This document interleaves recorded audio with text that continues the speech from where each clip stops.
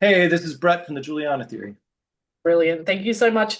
You're celebrating the anniversary of Emotion is Dead with this upcoming Australian tour. Looking back on the album, what stands out to you as the most about its creation and impact? Well, wow, that's a great question. I don't really think that we certainly ever could have imagined the fact that, I think like I believe I was 21 when we made that record. So to think that it's more time has passed since the album was created than I was on the earth at that point in time. To think that basically that there are people that it matters to and still care about it this many years later is um, like that never gets old. It's very humbling and it's very it feels very special. I think that might be one of the coolest things about it. I think just the fact that we were like uh, five kids from a small town, and we went to this tiny little recording studio that was a converted garage, and we basically, wrote all the songs in our parents' basements and garages, and made the record for really, really cheap. And the fact that like it, that we had people tell us like, we named our kid after your band, or we got married to a song off this record, or whatever. It's like it's really crazy to think about that. Yeah, definitely. And because you guys were so young, what was it like having that huge success straight off the bat, pretty much? Well, it's funny because in a way, I think when the band started, it was like maybe 3 years before that. And the first 2.5 years, probably the first 2 years, felt relatively slow. We would just play pretty much local shows, and we would do a little bit of traveling. And at that point, I think our youngest member was 14 and our oldest member was 19 or 20. And so it it still felt kind of gradual, because it did start out a lot of like us just playing tiny little VFW halls, tiny little, house shows, little local shows. And then it was right around our first record, Understand This Is a Dream, right in the somewhere in between Understand This Is a Dream and Emotion is Dead. Suddenly there was like this 3 or 4 month period of time where we would start going to the same venue that we played 3 months earlier, and we'd be like, well, there's double as many people here. How did this happen? Where did this Yeah. come from? And that was definitely shocking, and was pretty crazy at the time. But also, you're so young, you almost don't really realize necessarily how special that is in a way. Yeah, yeah, definitely. So it was more of a sort of gradual thing. It wasn't like instantly you guys were huge. Yeah. Yeah. And this tour is in collaboration with the Spill Canvas, another beloved band in the scene. What excites you most about joining forces with them for this celebration? Well, really, like so in 2019, we were very much not a band, and we hadn't done anything for many years. And somehow, I'm not exactly sure how, but somehow we got an offer to do a full US tour with the Spill Canvas, but if we would play just as a two-piece acoustic band. And doing that, deciding to do that, which we normally would have just said no, but for some reason we said yes. And that kind of was the thing that kickstarted us into doing stuff again and writing new songs and recording and signing at Equal Vision and everything. So it feels a little bit full circle to finally be able to play with the Spill Canvas again, but to actually play like the real version of our band and not just as like an Not the acoustic thing. And they're Yeah, just yeah. great. They're great dudes. So we're just, excited to hang out, really. Yeah. Oh, that's awesome. And speaking of new music, is there any new music on the horizon for you guys? Yeah, yeah, there's a new record that's close to being done. Yeah. Oh, awesome. Awesome. We can't wait. And And what's the story behind Emotion is Dead and the personal experiences or themes that influence the album's lyrics and overall sound? well, oh, great question again. I feel like when we when we made our first record, Understand This Is a Dream, it was very, I would say it was very succinct. Like we knew we wanted to be like, for a lack of a better word, we were just like, let's make a fast poppy emo record. Yeah. And I think I was still in Zayo at the time, and Juliana Theory was kind of like a sort of was a side project for most of us, and so we didn't really necessarily take it seriously, or that it needed to be.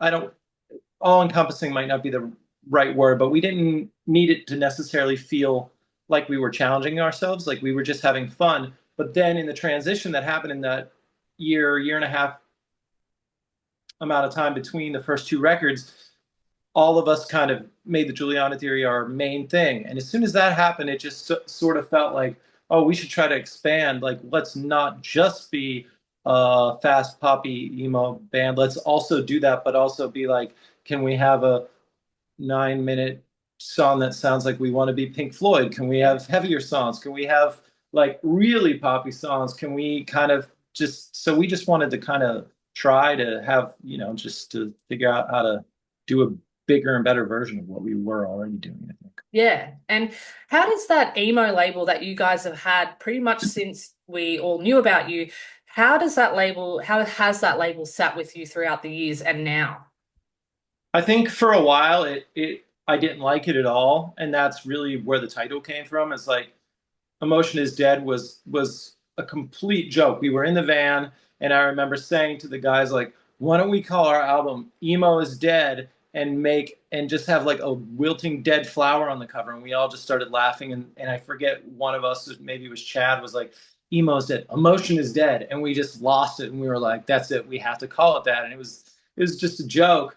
So I think at the beginning it was like, yeah, that's what we want to do. That's what this sound is. And then very quickly it sort of started to feel limiting, because you would get a certain group of people in that scene that would be like, oh, well, you're doing this, that's not emo. You have drum machines in your songs, or you have synths, or what, that, like, that's not emo. And so all of a sudden we were like, yeah, well, good, then we're not emo. We don't want to be. Yeah. And now I don't, it's funny because I don't necessarily think that our band is per se, but it just seems like it's the easy thing to sort of call it, because it has that connotation to a lot of people. But the problem is, it's like that connotation means like, does that mean Sunny Day Real Estate and Mineral, or does that mean Fallout Boy, or does Yeah. that mean, My Yeah. Chemical Romance? Like, what, or does it mean like all the like newer bands that have come out in the last 10 years? It's really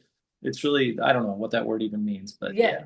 Yeah, no, I definitely relate with what you're saying because emo, that genre, it feels like a little bit of a made up genre anyway, but it's not. But there's so many bands that could fit into that category and they don't sound alike. And it's like, yeah, where do you even fit? Um, in July, you'll be taking the stage in Australia. What's your favorite memories or standout moments from previous tours here? Well, we only did one tour, but we did very exhaustive. We did 3 weeks, and I think it was like 14 shows. And man, we had so much fun. I remember I drove a lot, and so I remember just the idea of having the steering wheel be on the other side of the car, and like where the lines in the road are, because you're on a different, like, the whole perspective. I just remember driving and always being like, I feel like I'm verging into the other lane. And Yeah. like that always like stuck out in my head. But I think like we were very fascinated with the idea of, you would go like in America, you drive in between cities.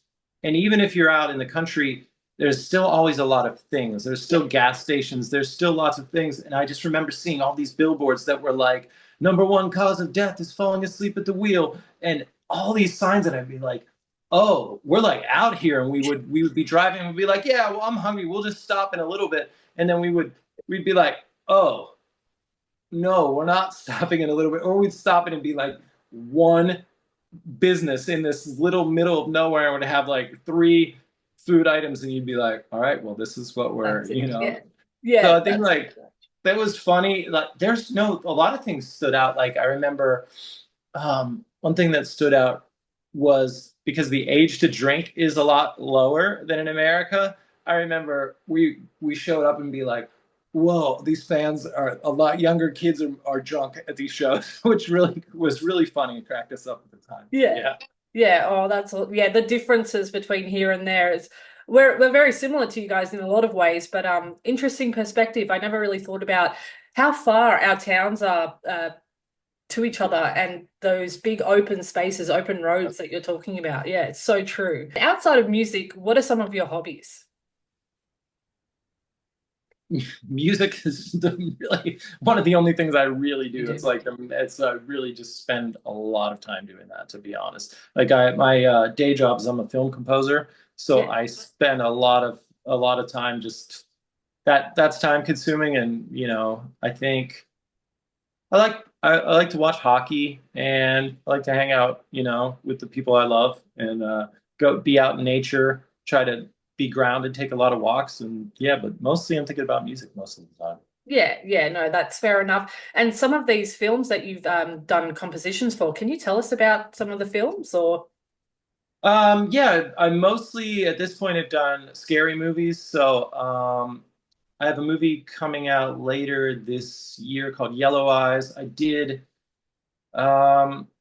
I don't know if you're familiar with the Orphan franchise, but there was a Yeah. movie like 2 years ago, Orphan First Kill. I did the score for. Oh my Did gosh.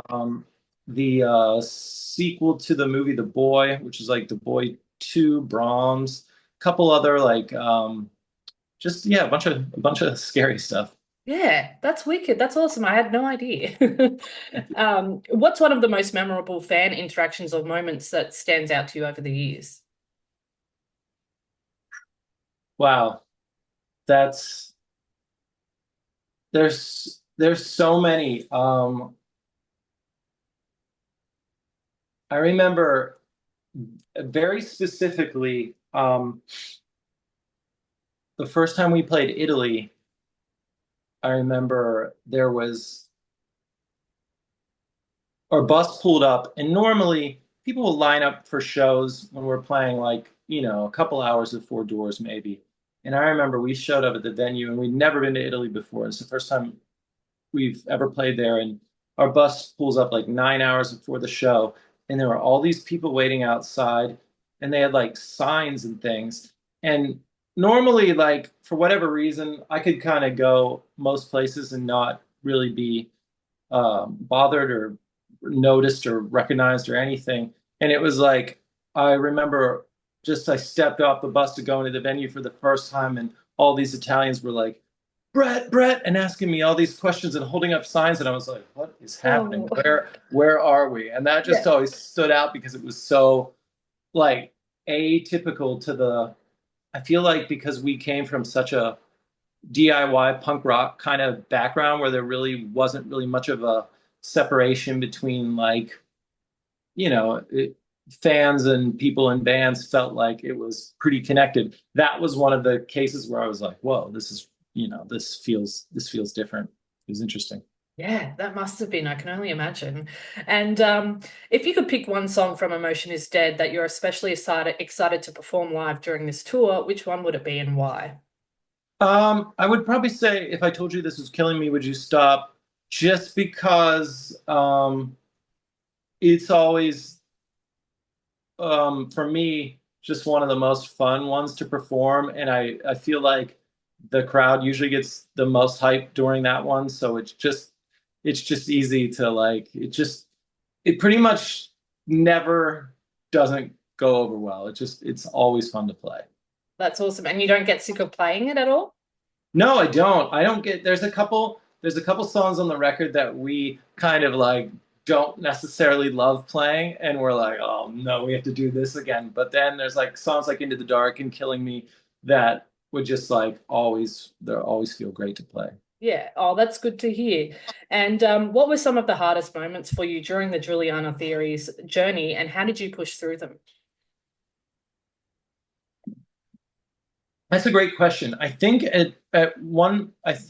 when we signed to a major label, and I think I was probably like 22 at the time, 22, 23. And all of a sudden it's like we went from making Emotion is Dead for 10 grand to having, like, more or less like all in with everything, that like basically we got like $1 million for everything. So suddenly there's like a ridiculous amount of pressure to do something that to like not necessarily to repeat something, but to make something in a way that people you just felt like a lot more pressure because suddenly there's a huge staff of people and they want these things and they want you to do something a certain way. And it was like when we made the record and more or less some people that were involved with the label kind of told the label that they thought we made the wrong record. And so it sat on the shelf for like 7 months. And it ended up coming out 7 months later than it was supposed to, and it leaked on the internet like like more than 7 months early. And so it had been out for this whole time, and we're waiting and waiting, and it's not properly released, and anybody who wants to listen to it can. And it came out, and the label didn't put any money behind it, and they didn't really want to market it. And we had all these things in our deal that they were supposed to do, and they kind of really they were better to us in Australia, to be honest. But the American side of the label kind of just was like, I remember it came out and they didn't like do any marketing. It still sold like I forget like 17,000 copies the first week or something. And I remember we had the president of the label was like, let's talk on the phone. And it was like 5 days after the record came out, and she was like, your record's dead. We want you guys to know it's dead in the water, and we should start talking about doing the next one. And so we ended up getting out of that deal. But that was, you know, when you're 23 and your whole entire like you graduate high school and you go right into like being in a band and going on tour, and then you're like, here's our first record, we did it really cheap and we did it on our own, and then here's our next record, and we're slowly building this fan base, and it's like, oh, now we're signed to a major, and now we have all this team behind us, and all these good things are going to happen. And then you go and you spend way longer making the record than we had ever spent doing anything. And then you wait and wait and wait and wait. And you're slowly starting to get the picture in your head, like maybe this isn't necessarily working out. But then to have that phone conversation like a week later, it's just like, wow, it just makes you feel like everything. It was like, did everything we do, did we make just a million mistakes? And so it took a while to kind of recover from that. I think, I don't know if, as far as in the eyes of the industry at that point in time, we were like considered damaged goods because that happened. And I know that affected a lot of things like business wise, but it just was mentally when you're that young and you don't really have a lot of real world experience, something like that felt like now I feel like I would be like, yeah, whatever, take it in stride. That sucks, but it is what it is. But at that point in time, it just felt like, wow, like, are we going to recover from this? So it just, yeah, it took a while. No, it must have been soul crushing. And you've just put into perspective for me, something that's been happening quite a lot lately is album leaks or single leaks and things Yeah. like I never really took into account how much it affects the artist. Yeah, Interesting. it's weird. It's weird because like on one hand, so on one hand, we're heartbroken because at that point, this is before streaming. So it's before streaming, so you really need that kind of like the element of people that are just excited, and there's no other way to hear it than to go out and buy it. And so at that point, that's the way the industry worked. And so it was like you didn't want something to leak because it took away that element of surprise, and also you spent a bunch of money making it, and so you want to make that money back or even have Yeah. the label make the money back. So all of that sucked, but there was sort of like silver linings to it in a sense. Like I remember we did a tour of England before the record came out, and I remember the London show was incredible on that tour, and it was sold out. And we came out and played a bunch of songs from Love, and it was not out yet, but every single person in the audience knew every word, and they were singing like every word to every song. And so it was like, this sucks that the record leaked, but this is pretty awesome that these people all know the songs and they're into it. So it just kind of, you just have to reframe that, how you think about it, I guess. Yeah. Yeah, definitely. It's good that you could take something good away from it, I Yeah, suppose. sure. And what we know what kind of influenced you guys at the very start, what bands influenced you guys, but at the moment, What music are you guys listening to and liking? I think Josh is still the very much, and I wish he was here to tell you all the cool rock bands he listens to because he's has such like his ear to the ground in that department so much. I'm really more at this point. I mostly listen to like film music and rap for the most Yeah. part. So it's going to sound really cliche, but really my favorite artist for the last couple of years has been Kendrick Lamar, and I know that's like the most probably cliche thing anybody could say, but I think there's a reason for that. Yeah. And but I do think that I've noticed just through TikTok and a lot of other things that it seems like the youth are starting to really appreciate guitar music again or in a new way, and it's pretty exciting to see a bunch of like 16, 17 year olds on TikTok that are like playing guitar and playing really well and like have like are into Failure and into all these bands. You'd be like, how did you find out about that? Or like, how is Hum so big now and stuff like that. So I feel like it does feel like there's a lot of hope. I feel really good about it. Yeah, there definitely, I think I've noticed a huge resurgence in all the bands that we might have liked 10, 20 years ago. And it's great to see, isn't it? Yeah. And with Kendrick, he's the greatest. Yeah. So I totally feel you with that. He's a great rapper, if any to choose. Brett, we can't wait for July. Thank you so much for your time today. Thank Best of you. luck. Thank you so much. Appreciate it.